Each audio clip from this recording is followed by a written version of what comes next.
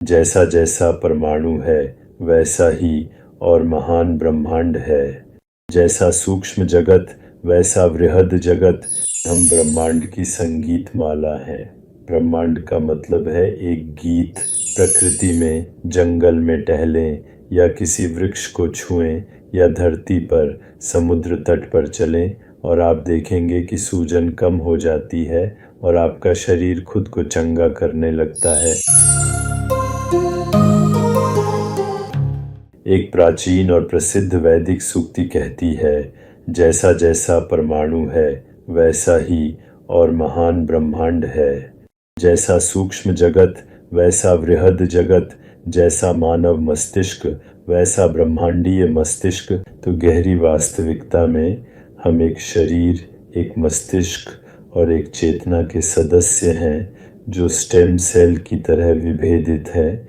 जैसे और जब आपका गर्भाधान हुआ तब निषेचित अंडाणु विभेदित होकर अपने सभी अंगों और ऊतकों से इस पूरे शरीर में बदल गया।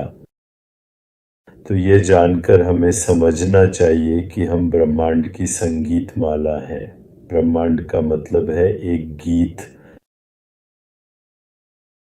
तो हमारे पास जैविक लय, सर्केडियन लय हैं। जैसे पृथ्वी अपनी धुरी पर घूमती है, मौसमी लय जैसे पृथ्वी सूर्य के चारों ओर घूमती है, गुरुत्वाकर्षण लय जो तारों, चंद्रमा और सूर्य के गुरुत्वाकर्षण के प्रभावों का परिणाम है, चंद्र लय जो पृथ्वी, चंद्रमा आदि की समन्वित गति का परिणाम है।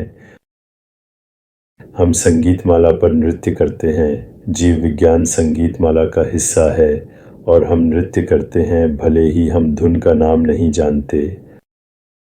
और जब हमारी लय ब्रह्मांडीय लयों के साथ संरेखित होती है तो एंट्रोपी सबसे कम होती है।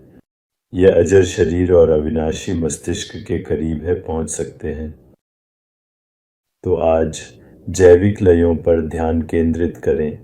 प्रकृति में, जंगल में टहलें या किसी वृक्ष को छुएं या धरती पर समुद्र तट पर चलें और आप देखेंगे कि सूजन कम हो जाती है और आपका शरीर खुद को चंगा करने लगता है।